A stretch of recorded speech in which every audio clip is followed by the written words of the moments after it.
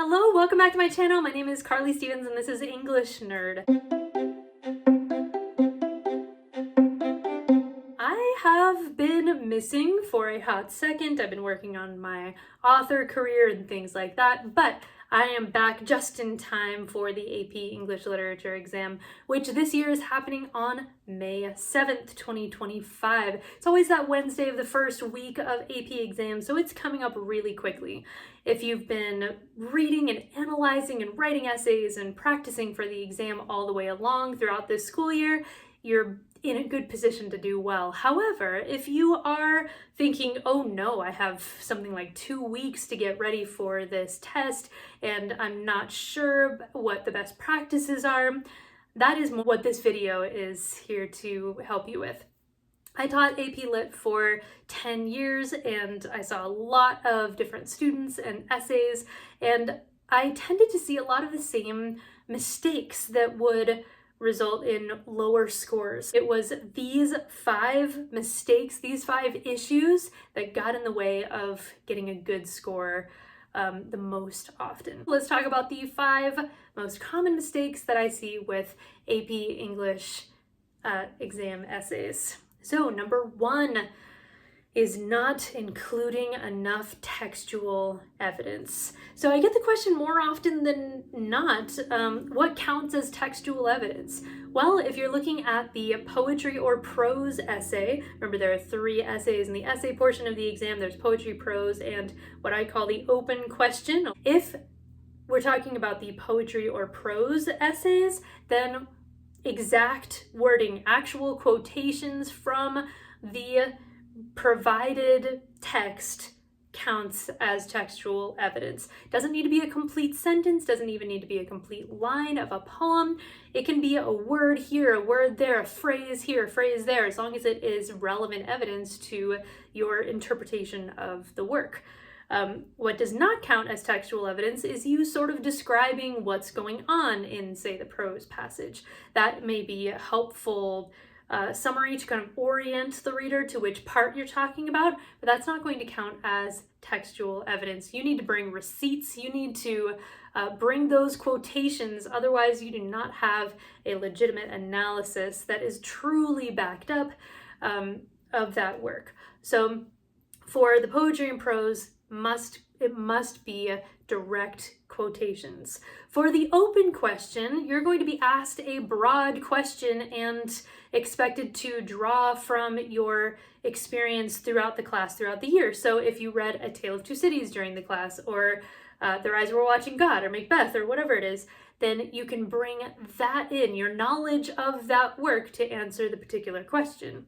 So they don't expect you to have the whole thing memorized. That would be insane and unrealistic. However, the closer you can get to the exact description, the exact wording, the better you're going to do. An example that I've used on this channel before is I had a student who struggled with being specific enough on her open question essays, but I just said, all right, be specific, challenge yourself to be as specific as you possibly can.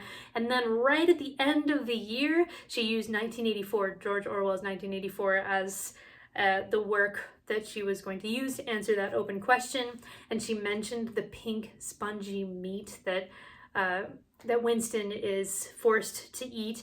And that is the level of specificity that is going to not only prove that you actually read the book, that you actually know the words, that you've immersed yourself in the story, but it's going to support your argument and build that credibility, that your argument is a legitimate way to look at this, because you didn't just look at the summary, you didn't just look at Spark Notes, you actually engaged with the work yourself. So what counts as textual evidence for that 3rd essay? It's going to be a very close paraphrase. It's still going to be details. It's going to be not just generally what happens in that conversation, but how do conversations go down? If you're wondering more about how to prepare for the open question, because you do need to bring in specifics, and it's not reasonable to know every single detail of a work, down to the wording and all of that. I do have a video on the open question specifically and how to prepare for that, so I'll include that down below. But just know that one of the most common mistakes that I see in AP essays is not including enough textual evidence and instead staying vague, staying broad.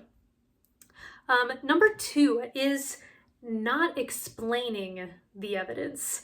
Very often what I would see once people started adding more of that evidence that I asked for, the quotations, etc., is that they would say, as Duke Ferrara says in My Last Duchess, this, and then they would move on to their next point, assuming that we, the readers, had the same interpretation of that line as the writer of that essay did. Now, you want to assume that the person who's reading your essay has some familiarity with the works that you're describing, but they interpret those things in a different way. So it's not enough to just go, look, the text. Anyway, you need to go, look, the text, and because of this and this connection and this exact wording and the connotation of this word or whatever it is, you need to go and actually explain how that text supports your overall argument. It's a step that I didn't fully appreciate until I was actually out of high school, but it's something that makes a world of difference in an argument. It might sound like you're being kind of redundant or feel like it's elementary. Like, yes, of course, how could anybody see this in a different light? But we know that people interpret things in all kinds of different ways. So again, the sweet spot is assuming that your reader, your grader, knows the work, they're familiar with what happens generally, but they disagree with your interpretation. They've always thought about it a different way. So what you need to do is go, look, quotation, here's why I'm right, and give that extra sentence or two of explanation. If you look at the grading rubric for the AP English essays, you'll see that there is a big emphasis put on evidence, the use of evidence, the interpretation of evidence, and so don't miss out on that interpretation of evidence. All right, number 3 is taking too long to lead into an argument. It was just kind of talking in circles, generally talking about, literature or the work in general or something until you could tell an idea sort of struck.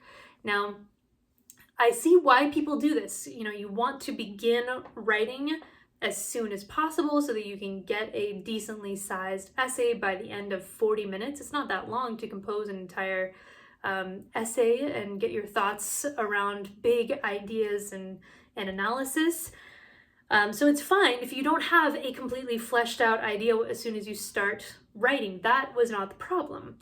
The problem was that nothing substantial was being said early on. So my recommendation is that if you can, of course, if you have a very clear direction of where your essay is going to go, then yeah, start out with that thesis statement, that answer to the prompt, a really clear statement of where your essay is going to go. That will solve this problem right up. If, on the other hand, you don't have that idea fully fleshed out just yet, but you have some pieces of an idea that are kind of coming together, say something that is specific to the work and to the prompt that is interesting. So you might want to start off with the importance of the themes that you're going to identify, or I have a whole video on hooks as well, which can draw in the reader. I'm going to post a link to that down below as well if you want to check that out. But basically say something interesting, relevant, meaningful right out of the gate, even if you're not entirely sure what your whole argument's going to look like. If you are not sure what your argument's going to look like until the end, make sure that at the very end you have a thesis statement that does answer in one clear sentence the entire prompt, so people can find your argument in one spot, even if it's not at the beginning, as it would be in a traditional essay. Okay, number 4, it's specifically about that open question number 3, where you're asked a very broad question about justice or joy or character development or something like that, and you're expected to bring in your knowledge of an entire work, major work. They'll give you a list of quite a few options that they recommend. Ignore that list. Instead, you should come prepared with a few different options that you know really well. Even if you've read something on the list that they provide, just ignore that. You don't need to choose any of those works. If they all look unfamiliar to you, again, don't panic. You can ignore them and just go with another work of great literary merit that you're much more familiar with. The mistake that people make with this is very often there will be that broad topic, right? Like, say, justice, the role of justice in a story. And people will think, oh, we read A Tale of Two Cities that dealt with justice quite a bit. So I'm going to use A Tale of Two Cities by Charles Dickens, and then they just basically tell the story. Maybe stopping to give a little bit more detail about the justice-heavy parts, at the end, for example, the final chapter or two. But that's not an argument. That's just telling the story. Hopefully you know the story. I mean, that's baseline, right? Hopefully you know the story. The graders are going to know the story, but that's not an analysis of, it's not literary analysis. It's just saying, oh yeah, I know justice was in that. So do make sure that you actually have a point that is arguable, that you are arguing in your essay, and you're not just telling the story and saying where you see these themes kind of pop up. What is the thing you're trying to prove? This is most commonly, like I said, a mistake that I see with that third essay, the open question, because you're dealing with such a broad topic and such a substantial amount of material with which to answer it. So take pains to be specific, to develop an actual argument, and to prove that step by step. And then related to that, it's kind of a perfect segue, in fact. Number 5, the fifth most common mistake that I would see in AP English Literature exam essays is not answering every part of the prompt. Your argument, your thesis statement, the argument that you're proving throughout your essay should address every part of the prompt, every part of the question that's given at the beginning. So take care to read that really carefully. The part that is most often left out, I've noticed by students, is the part that says, how does, XYZ, the main question, how does that connect to the overall meaning of the work? That was the part that was left out all the time until I started pointing out you need to address the overall meaning of the work. Now, if that sounds intimidating, don't let it intimidate you. There is more than one way to interpret the overall meaning of a work. It's not just one thing that you're supposed to figure out. If you're unsure about what the overall meaning of the work is, consider what the author wants to leave the audience with. What is the sort of message or attitude or topic that seems to be at the heart of the entire thing? So consider, what is the story about? How does it seem like the author wants you to feel about that? And therefore, what is the reader left with? What is that feeling that they're left with? What is that message that they're left with? So that would be your overall meaning of the work in simple terms. Right? Now, there are different ways that you can interpret that. It's not endlessly open to interpretation. There are some indefensible interpretations. Somebody might say, oh yes, that is about the founding of Maryland. No, it's not. There's no evidence for that. But as long as you have evidence of your interpretation of the overall meaning of a work, make sure to include that as part of your essay as you're building it. At the very least, include it at the end as a sort of mic drop moment for your essay. Here we go. It not only matters that justice is, miscarried throughout all of A Tale of Two Cities in such and such a way, but we should care about this because the repercussions in our own society, based on the way that Dickens kind of warns us here and here. So to wrap up one more time, here are the 5 most common mistakes that I see with AP English Literature essays, and that is not including textual evidence or not including enough textual evidence, not explaining how the evidence supports your argument, taking too long to lead into any meaningful argument at all, simply recounting the story of the novel that you're using for the open question rather than using specifics, and not answering all parts of the prompt. There we go. 5 common mistakes that I urge you to avoid. If you can avoid these things, if you can be specific, if you can get straight to the point, if you can answer the whole prompt, you will inevitably raise your score in that category drastically.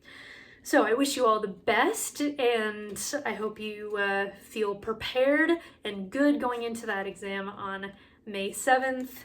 You're doing the right thing by, looking around, getting some advice, and working on those analytical skills, which will help you not only in this class, but also in life in general. If you can read carefully, if you can read between the lines, if you can connect dots on your own, it's going to be a really good thing for you in the future. All right, subscribe if you are not a subscriber already. Like this video if you like it, and I'll see you next time. Bye.